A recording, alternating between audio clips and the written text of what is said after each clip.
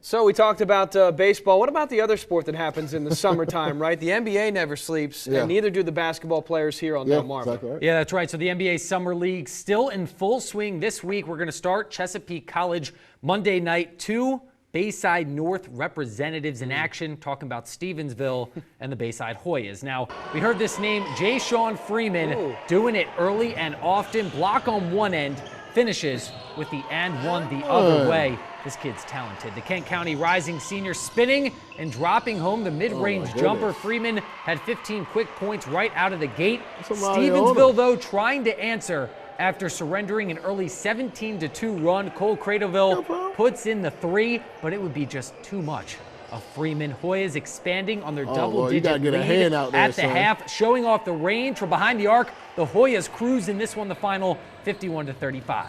Maryland Supreme League also in action on Monday. The Wildcats taking on Kenny's team, Aaron's. The Wildcats able to get out in front. Charles Smith hits the 3 from deep. Aaron's getting it done on D. Charles Finney, the masked man, with the steal, taking it through the contact for the and one. Tie game at half. Out in Horsey, second half, with the moves at half court, taking it through the lane for the lay-in for the Wildcats. It would stay within 3 most of the way, but Aaron's would pull away. Nice pass there from Finney to Nigel Houston. He knocks it down, and then one more pass here to Nigel Houston behind the back for the throwdown. Aaron's takes it by a final of 57-32, and there is no one happier at that final than our good friend, Chief Sports Photographer, Kenny Christopher. It's a big win in the summer. Always. Yeah. Pride of Pocomo. Take it. You take what you can get. Yeah, why not? Why not? Up in the north, it's been the battle of J. Sean Freeman and Deontay Dickerson, and in the south, per usual, Y-High and Chris Field. Yeah, some of the usual suspects, right? The names we hear during most of the year are what we're hearing right now. Almost makes you feel like, Jeff, this is not an after-the-whistle plug, but if you're not putting work in the summer, you're probably not going to hear your name called much when the season comes around. Yeah, that's true. I mean, obviously it goes beyond just, basketball. It's going to other sports as well. But we're seeing some of these kids getting out there, reigning Bayside Players of the Year, like J. Sean Freeman, obviously coming back for their senior season. And it's exciting because we see how much better they're actually getting. And now they're playing with these teams. So hopefully teams like Pocomoke, Charles Finney, let's see how much better they're going to get this year. But we got to go from high school, and we're going to go over to college. And for that, let's send it back over to Jonah. Yeah, a lot of these players are working to get to that next level, and through it all, it's trials and tribulations on the court and off. We've all experienced it before. Now, in an exclusive sit-down interview with 47 ABC earlier this week, Trayvon, you sat down with Salisbury University men's new head basketball coach as he opens a door in the same place that almost closed a decade ago. To say the story of Maurice Williams is unique would be a vast understatement. On April 17, 2019, Salisbury University named Williams their new men's basketball head coach, making the 29-year-old one of the youngest program leaders in the entire country.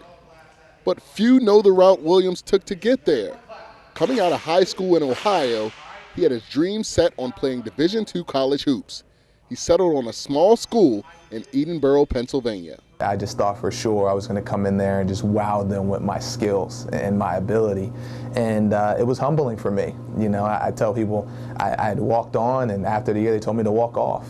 After his parents relocated to Maryland and his basketball dreams were put on hold in Pennsylvania, the Columbus, Ohio native began to seek schools in the O-line state and came up with a gem just 30 minutes from the beach. I loved it.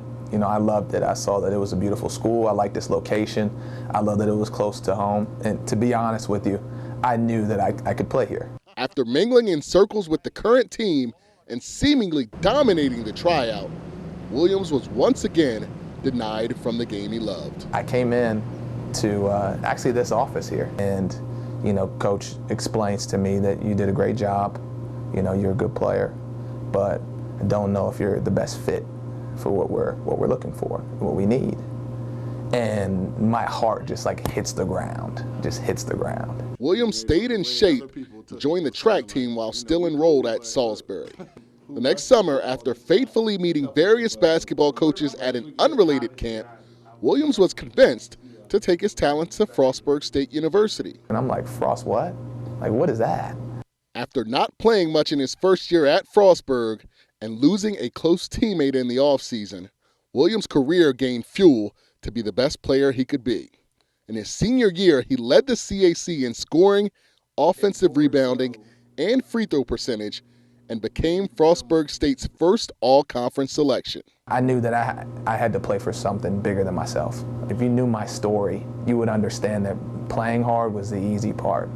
You know, it was going through all those emotions at the time. That was the hard part. Even with his NCAA eligibility up, Mo knew that he still wanted to be a part of the game. He made various stops as an assistant coach at Eastern, Frostburg, Johns Hopkins, and Salisbury, where under former coach Josh Merkel, he was a part of the Seagulls' first CAC championship team in nearly 20 years. I never thought I would come back in any type of capacity, but when you win a championship, you're always connected to a place. You know, I didn't have that opportunity to win it as a player, so it meant a lot to me as a coach to do that. After a few more coaching stops as an assistant, including at the Division I level, Williams sought to lead his own program and kept in mind a familiar place that had dealt him both heartbreak and triumph.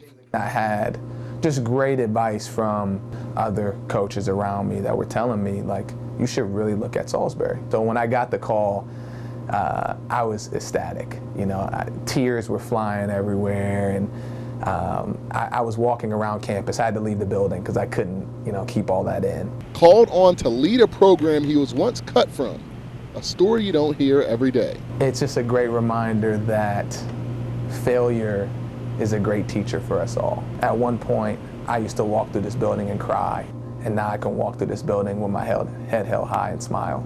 He credits an old adage used by Mom as his journey has come full circle. Dream beyond your surroundings. For me, it's important to use my platform not to just stand here and say that I'm a head coach. You know, it's to give it, to tell kids that you can be anything that you want to be in this world. Trayvon Miles, 47 ABC. Failure is indeed a great teacher. A great story there. And tonight we have some news to get to, and we'll go to the break now and talk about that. It's never too early. We'll tell you which resort town is already looking for lifeguards for the next beach season. This is Sean Turner, and I wrestle for Indian River High School, and you're watching Delmarva Sports Insider.